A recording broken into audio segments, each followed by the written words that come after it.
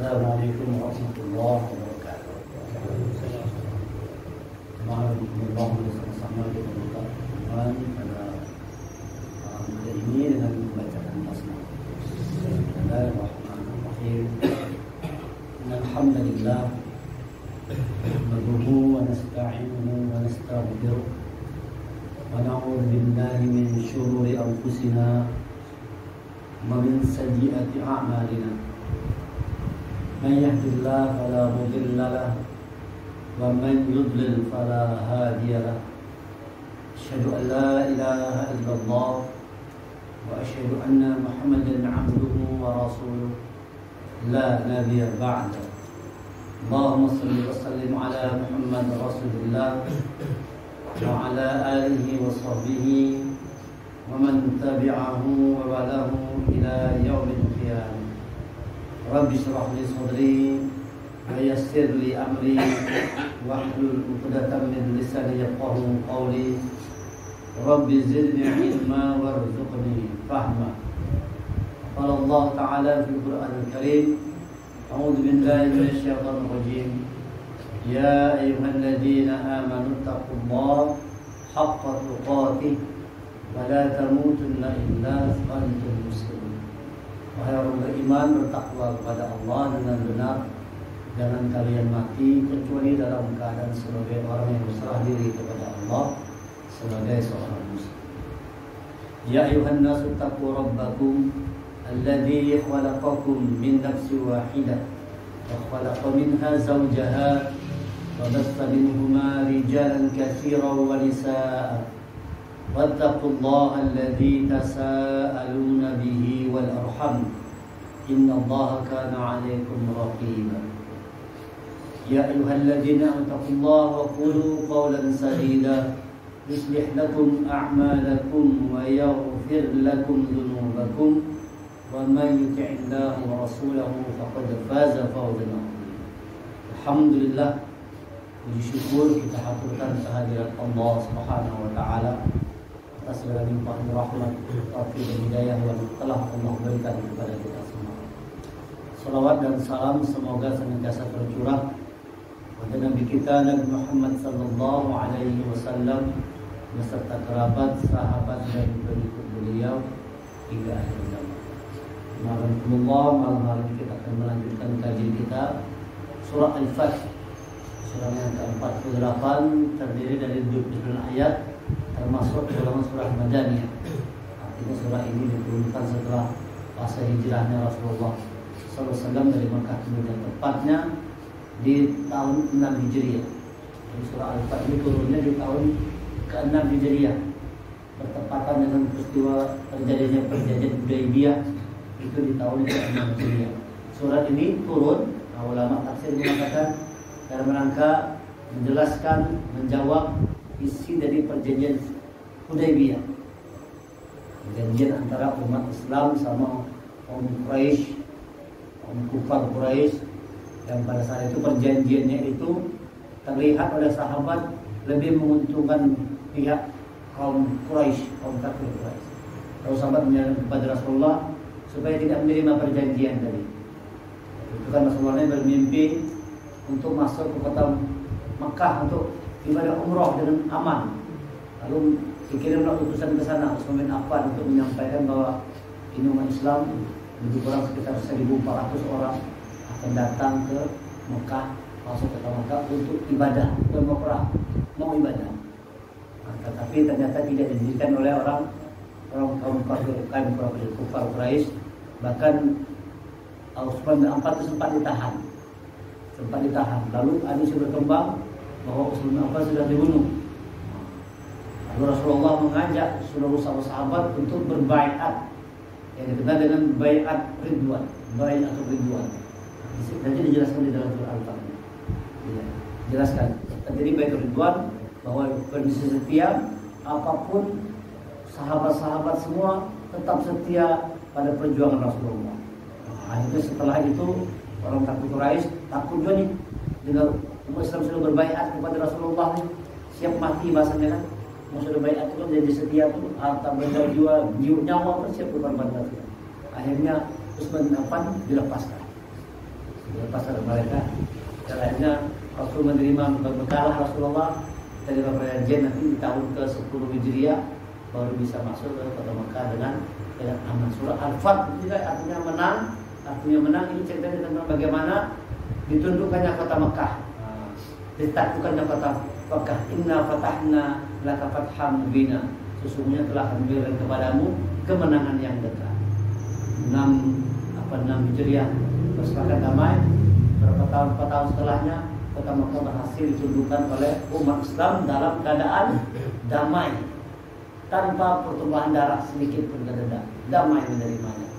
Islam berhasil menaklukkan kota Mekah.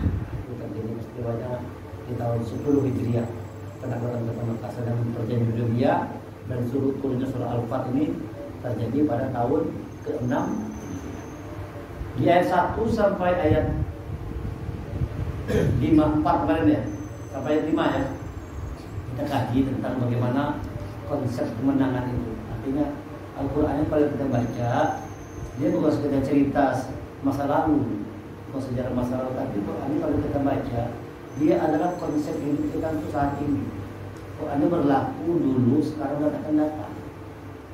Ini bukan hanya sebatas kita pahami sejarah, tapi bagaimana ayat ini bisa kita praktekkan, kita terapkan, kita amalkan dalam kehidupan sehari-hari. Contoh kemarin misalnya, bagaimana supaya menang kita. Kalau katakan supaya menang itu yang peroleh Allah, banyak minta ampun sama Allah, istighfar, minta ampun. Orang banyak istighfar menang.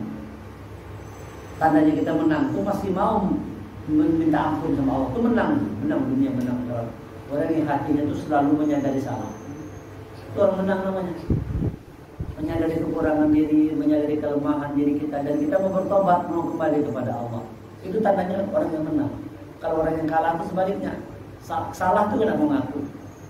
Itu orang yang kalah itu merasa bujur aja, tidak pernah mau mengaku salah. Nah, kita jauh lebih bagus merasa masih banyak salah, merasa banyak kurang, merasa masih banyak alpanya, ketimbang kita merasa diri kita sudah baik, sudah benar. Karena kalau sudah orang merasa benar, itu penyakitnya susah lagi dengan nasihat dari orang lain. Karena tahu lagi nasihat kita. Karena merasa benar, dan Jahal merasa benar kalau merasanya bujur. Fir'aun merasanya bujur. Hada sayyidi dan rasyad. Ini jalan yang lurus, kata Fir'aun. Artinya sesat. Yang sesat itu Musanya. Jadi Musa disambati yang sesat oleh Fir'aun. Padahal Fir'aun yang sesat. Nah, ini Fir'aun ini tidak mau mengaku kesalahan, merasa benar. Nah, ini bahaya. Akibat itu susah lagi untuk mendengarkan nasihat, petunjuk. Tidak mau masuk ini bagi orang-orang sudah merasa diri benar. Tentang konsepnya yang Allah ma taqaddama min dzambika. Banyak-banyak minta ampun. Wa tu'minu 'alaika wa yahdiyaka siratan mustaqima. Kemudian supaya menang harus wa yahdiyaka. Kita harus bersama dengan petunjuk Allah. Wa yahdiyaka, dan kami berikan petunjuk kepadamu siratan mustaqima, jalan yang lurus. Yang benar itu, yang hak, yang menang itu kalau kita tetap di koridor yang benar. Itu tanda kita mau menang. Orang yang menempuh jalan yang lurus, jalan yang diberi oleh Allah, siratan mustaqima, pasti jadi pemenang dunia dan akhirat. Menang itu dunia akhirat. Nah, ini konsep-konsep tersebab oleh karena itu terapkan dalam kehidupan kita nih. Banyak-banyak koreksi diri, kemudian selalu berusaha untuk terus di jalan yang lurus. Gimana caranya? Terus bersama dengan petunjuk Allah. Karena kalau tanpa petunjuk Allah bisa jadi kita menyangka jalan kita lurus, padahal bengkok. Bisa jadi kita anggap jalan kita benar, padahal sesat. Kenapa? Tidak pernah buku petunjuknya dibaca. Baca buku petunjuknya Al-Quran yang diturunkan pedoman buat manusia.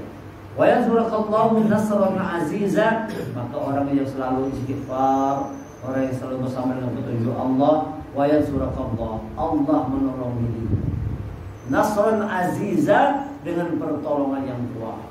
Aziz itu kuat, pertolongan kuat. Jadi besar pertolongan Allah buat orang-orang yang hidup di atas petunjuk Allah.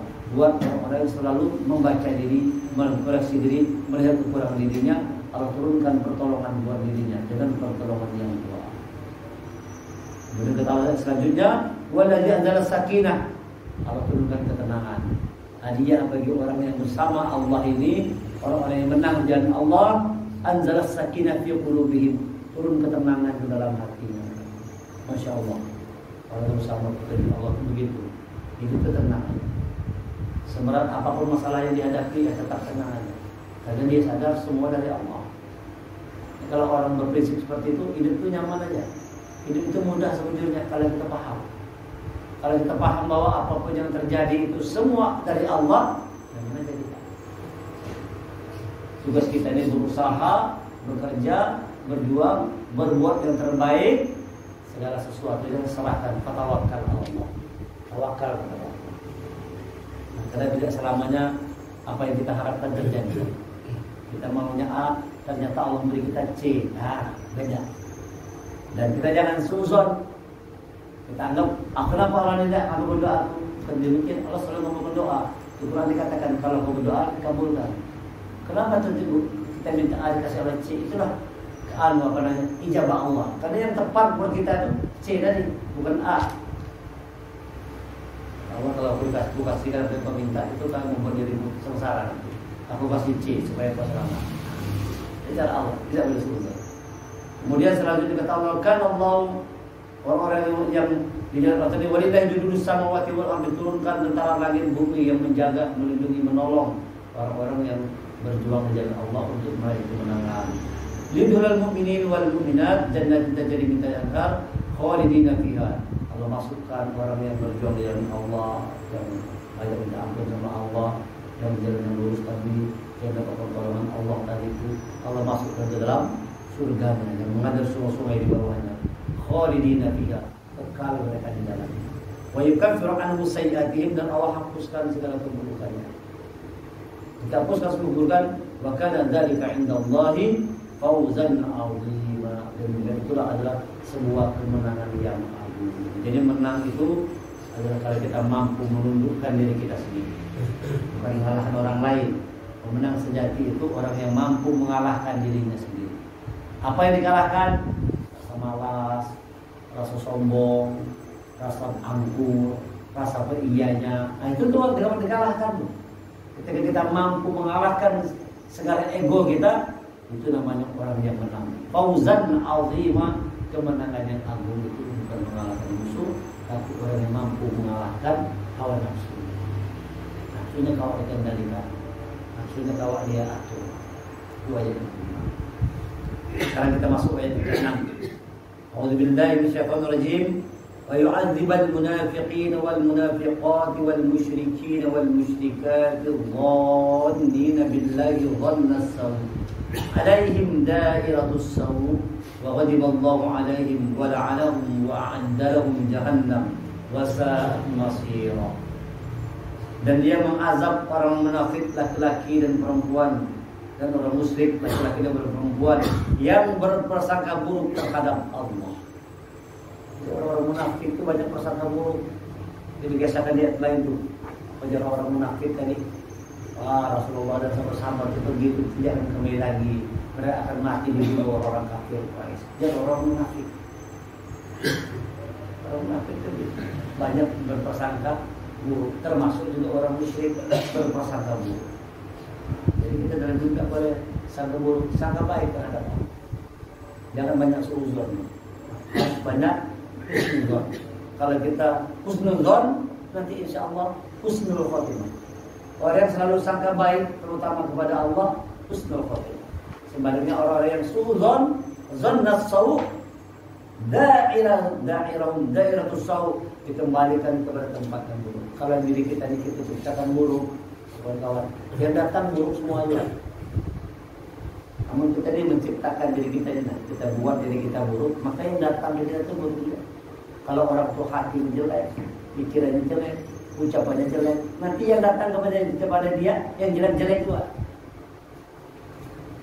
Ada orang yang pikirannya buruk, ya kan, hatinya buruk, mulutnya buruk, ucapan kata yang lebih bagus ada.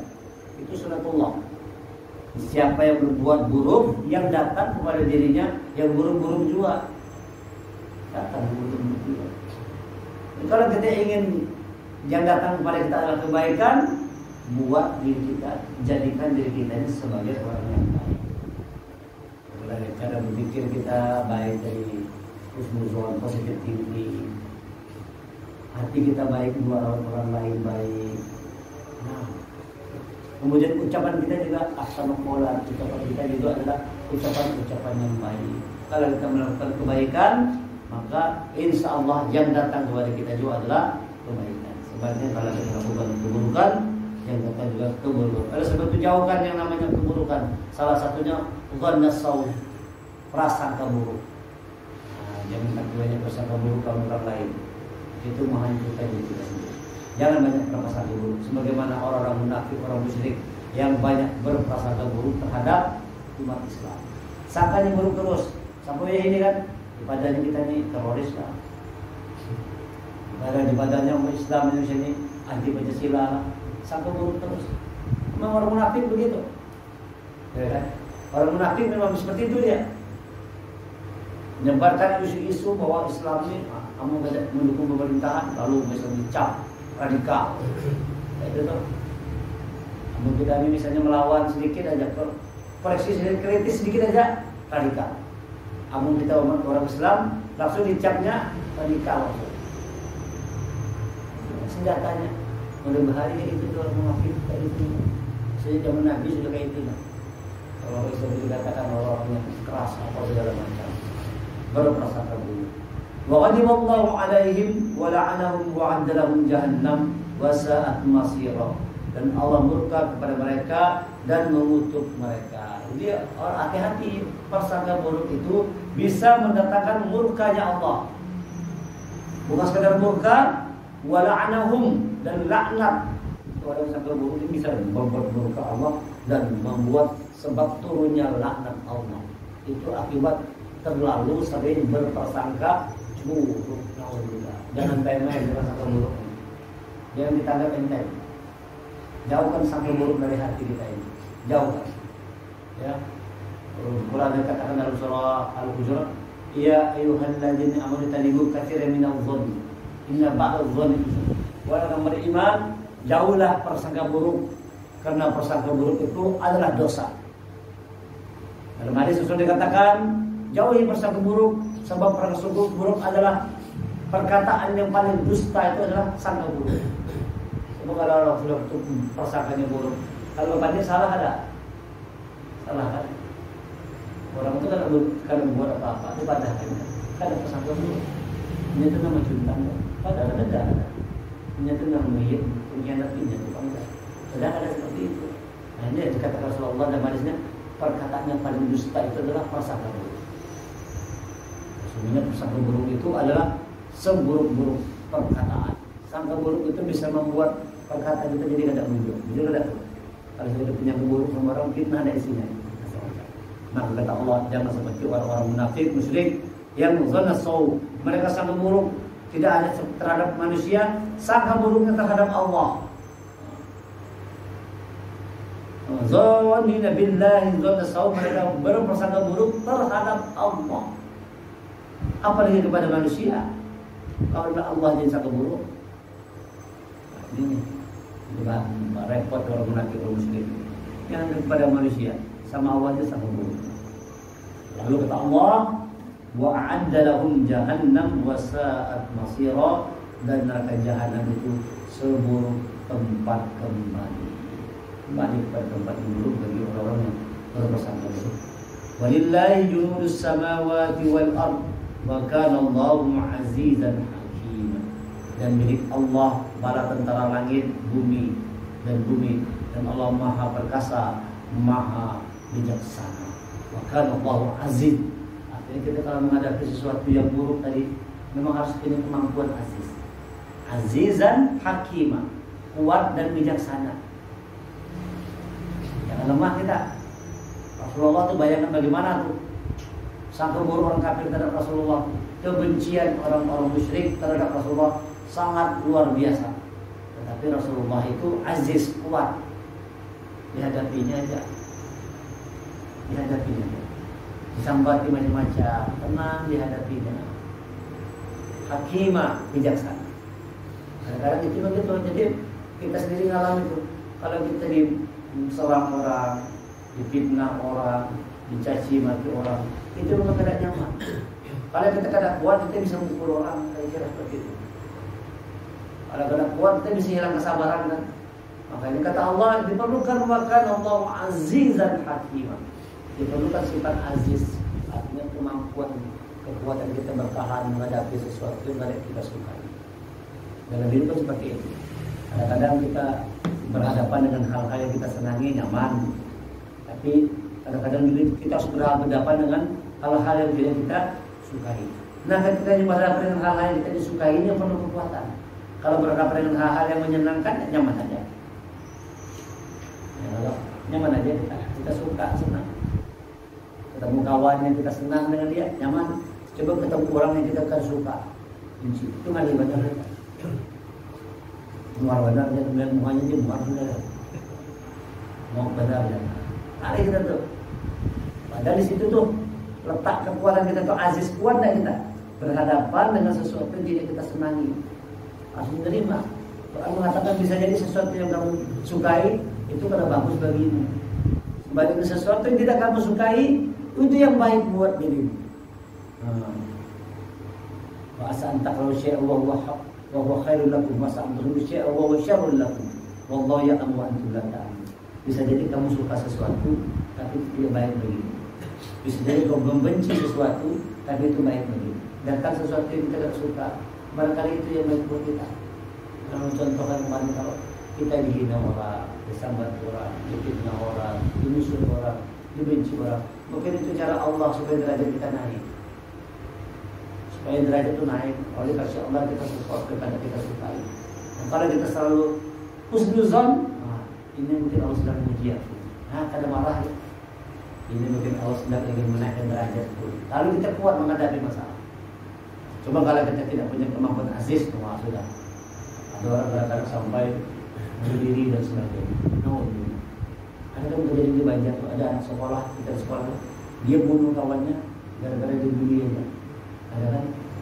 Ada itu banyak masuk di medsos, masuk dalam kelas langsung dibacok dengan kawannya. Gara-gara apa? Gara-gara tidak kuat dibully aja. Sayangnya. Jadi, tak kuat. Banyak yang seperti itu. Ada orang yang karena ucapan orang lain sedikit aja bisa dibunuh orang. Cuma gara-gara ucapan aja. Batam kan mulutmu harimau. Ada orang gitu. Cuma gara-gara ucapan bisa jadi bunuh orang. Kita perlu berhati-hati dalam berucap. Mengatakan sesuatu itu apa? Dan ucapan kita itu adalah cermin dari apa yang dalam hati dan pikiran kita. Apa yang di hati kita ini dan di pikiran kita ini ketahuan dari apa yang diucapkan. Apa yang diucapkan? Tidak ada bisa. Akbar. Ayat 8-nya inna arsalnaka syahidan wa mubasysyiran wa nadhira. Sungguh kami mengutus engkau Muhammad sebagai saksi, pembawa berita gembira dan pemberi peringatan. Quran isinya dua aja. Basyiran wa nadhira. Berita gembira dan peringatan. Quran isinya itu aja. Kalau ada berita gembira, kita sebut gembira dari ayat 1 sampai 5 gembira. Ayat 6 sudah mulai ini peringatan. Hati-hati jangan sampai jadi orang munafik. Jangan sampai jadi orang musyrik. Jangan sampai berpersangka buruk. Kenapa? Kalau itu kita lakukan, wa yu'adzibal munafiq. Allah akan turunkan azabnya. Allah akan turunkan azab bagi orang munafik, orang musyrik, orang zalim dan sebagainya. Hati-hati. Jadi kita hidup ini berusahalah semaksimal mungkin, sekeras mungkin, sekuat mungkin. Jangan kita ini zalim terhadap orang lain. Jangan nyakiti hati orang lain. Berbuat baik aja. Kalau orang jahat lawan kita itu urusan sama Allah. Urusan kita ini berusaha berbuat baik aja. Jangan ada rasa dendam dalam hati, rasa benci dalam hati itu jangan ada. Sayang aja kita sama orang. Sayang aja. Jangan terbersit di pikiran kita untuk menzalimi orang lain. Nauzubillah. Zalim itu bahaya. Jadi belum dengar doa ceramah dia. Ada 3 dosa yang diturunkan azabnya itu dunia dan akhirat. Ada dosa itu nanti di akhirat baru dapat hukuman. Di akhirat baru dihukum. Dunia kan ada yang membuat dosa. Karena bapak aman di dunia, tapi dia akan dihukum. Tapi kata Allah ada dosa di dunia diazab, di akhirat dilipat gandakan. Apa dosanya? Yang pertama zalim lawan orang lain. Udah nomor 1 zalim dengan orang lain.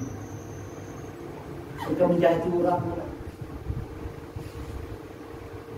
Amun orang tuh aku sakit hati gara-gara kita ketujuan kita. Amun membuat orang tuh susah, kita senang ada manusia gitu tuh. Senang melihat orang susah. Orang zalim. Susah melihat orang senang. Semos, senang melihat orang susah. Susah melihat orang senang. Ada orang begitu. SMS, senang melihat orang susah. Orang zalim. Jadi orang zalim ini kata Allah, kata Rasulullah, dia diadab di dunia, di akhirat dilipat gandakan. Jadi orang yang berbuat zalim siap-siap aja akan turun azabnya di dunia, sebelum mati dikasih Allah turun azabnya, kecuali dia bertobat. Oleh sebab itu jangan sampai kita berbuat zalim. Lawan siapa aja, terutama yang terdekat dengan kita lah. Lawan bini kita, lawan bini, lawan anak, lawan cucu. Kadang-kadang kita amun sama orang bisa baik benar, tapi dalam keluarga seorang nanti orang berbuat baik. Kawan-kawan ramah senyum, lawan bini menyangit terus. Kawan ramah apa kabar? Kamu dengar bini menyangit terus, hop kamu ini. Kenapa bisa begitu kita? Sama orang bisa baik benar, bisa lembut, bisa ramah. Tapi yang sama orang terdekat di rumah kita itu kita bisa zalim. Makanya pasal Rasulullah dalam khutbah terakhirnya Haji Wada itu salah satu pesannya, jangan kalian sakiti wanita-wanita kalian. Lindungi mereka, sayangi mereka, layani mereka. Ada perempuan baru di rumah.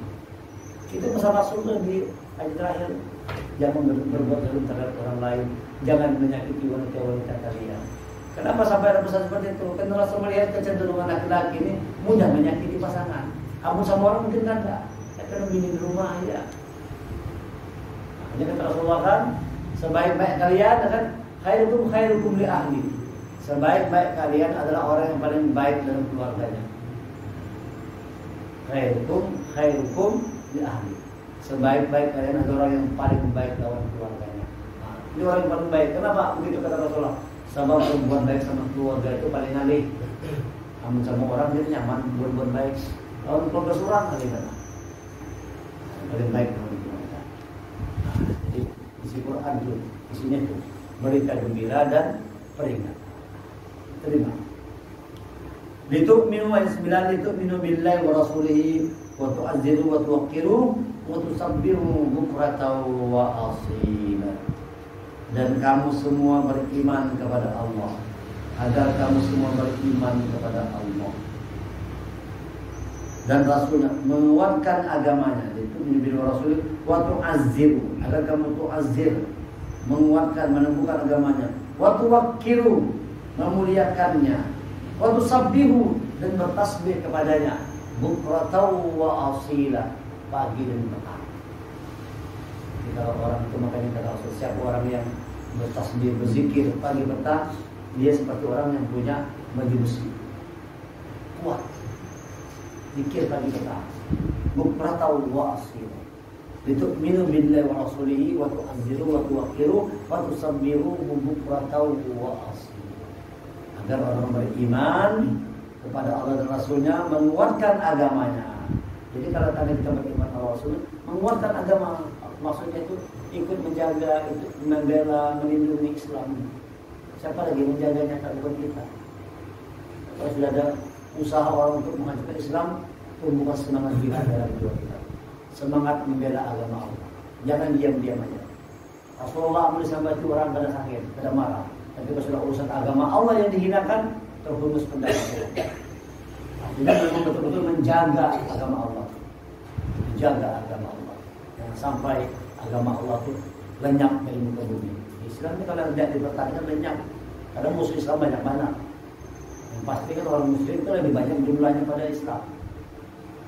Itu sensus dunia kan. Sekarang katanya penduduk dunia sudah mungkin sudah 8 M ya. Sudah 8 miliar kan. Penduduk Muslim di muka bumi. Dan Islam berapa miliar? Dari 8 miliar. Ada sampai 2 miliar. Yang 6 miliarnya itu musyrik kafir di sini. Ada sampai 2 miliar, ada Islam ini. Bayangkan masih banyak kafir musyriknya. Yang dari anggap 2 miliar tadi, yang bujur-bujur menjaga syariat Islam, berapa persen lagi? Sedikit banget.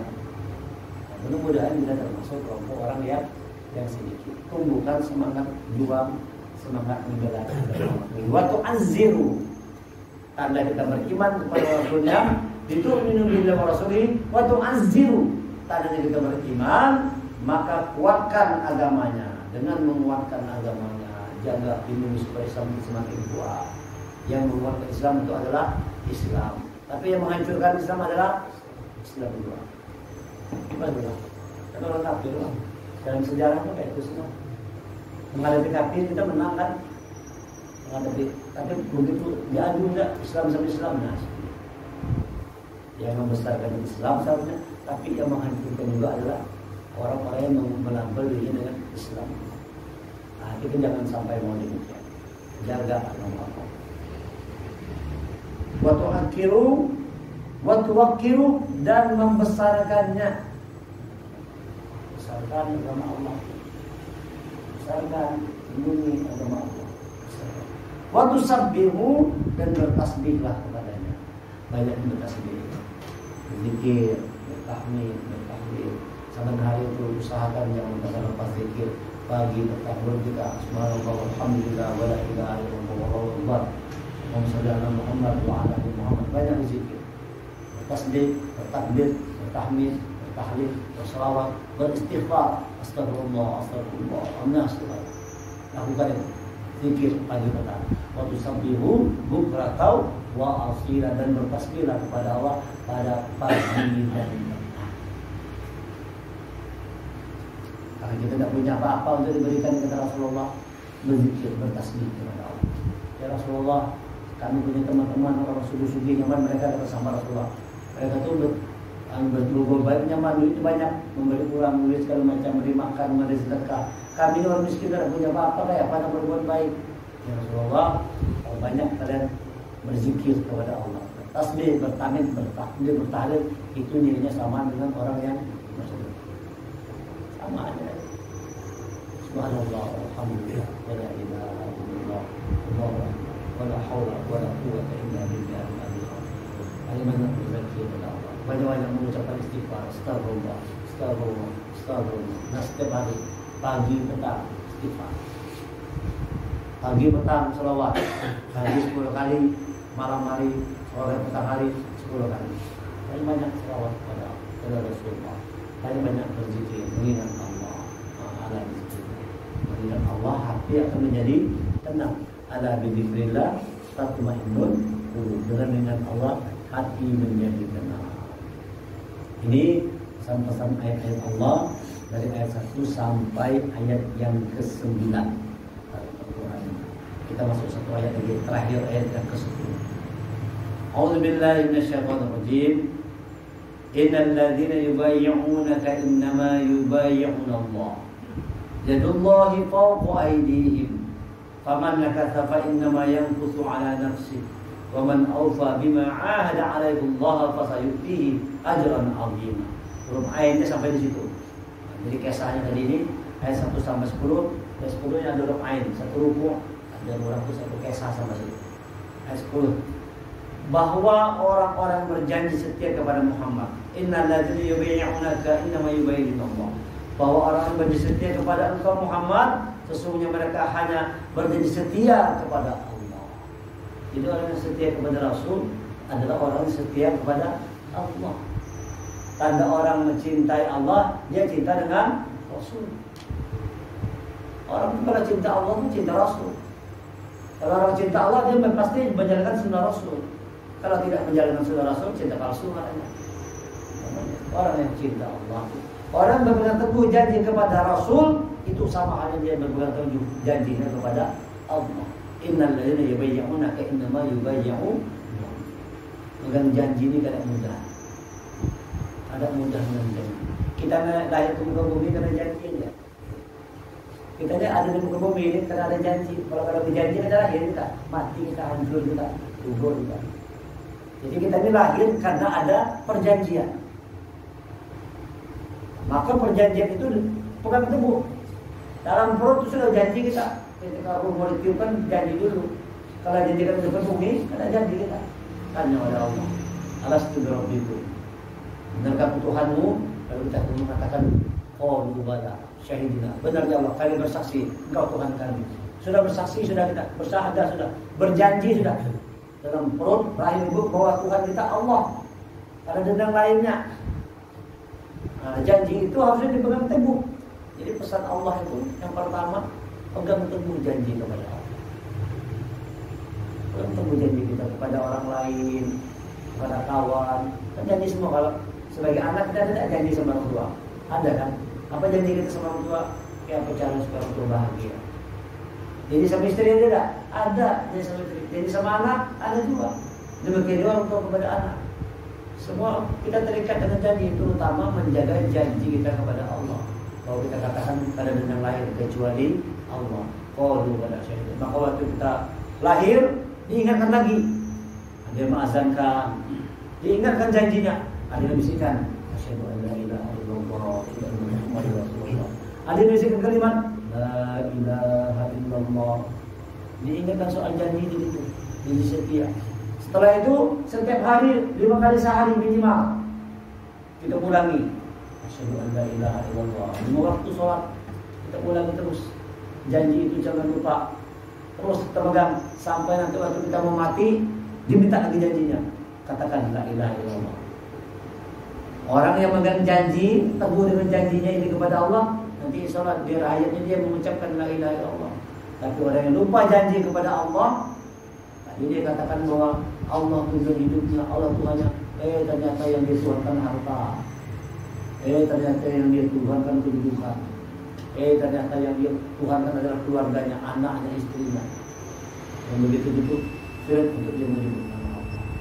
Maka kata Allah, pegang teguh janji kepada Allah. Innal ladzina yubayyinunaka innama yubayyinullah. Yadullahu fawqa aydihim, tangan Allah ada di atas tangan mereka. Bukan artinya tangan Allah kalau punya tangan kekuasaan. Tangan simbol kekuasaan. Jadi Allah itu maksudnya menguasai kita semua. Sekarang kita dikuasai Allah. Dari mati kan langsung mati, sekarang bisa juga langsung. Semua di tangan Allah. Semua di tangan Allah. Fa inna ma yanqusu 'ala nafsi wa man awfa bima 'alaihi Allah fasayutihi ajran 'azima. Maka barang siapa yang melanggar janji, maka sesungguhnya dia melanggar atas janji saya sendiri. Dan barang siapa menepati janji kepada Allah, maka dia akan memberikan pahala yang besar. Ini luar biasa nih, ajran 'azima. Allah berikan pahala yang besar bagi orang-orang yang mampu memegang teguh janji. Oleh karena itu perjanjian Hudaybiyah itu buat janji. Orang musyrik jangan dalam melanggar janji. Nah, baru perang ya selama berapa tahun nih? Nanti ternyata orang musyrik melanggar perjanjian Hudaybiyah. Kalau ingatkan, jangan sampai kita banyak berjanji. Orang yang bijak itu adalah orang yang bisa menepati janji. Tapi lebih bijak lagi, jangan tapi banyak berjanji. Pemilu banyak dan janji sudah. Pemilu itu nambah hambur janji kalau, obrolan janji. Ya kan? Orang bijak itu menepati janji, tapi jauh lebih bijak lagi kada tapi banyak berjanji. Jangan banyak berjanji. Kamu pada kalau ditepati berhentikan dosa janji. Tahun terpolitik semua obrolan janji. Setelah menang lupa dengan janji. Itu terjadi. Mudah-mudahan kita tidak pernah melupakan janji kita, terutama janji kita kepada Allah bahwa hidup kita ini hanya semata-mata karena Allah. Tujuan hidup kita hanya Allah, tidak ada yang lainnya. Subhanallah wa bihamdika asyhadu an la ilaha illa anta astaghfiruka wa atubu ilaik. Assalamualaikum warahmatullahi wabarakatuh. Waalaikumsalam warahmatullahi wabarakatuh.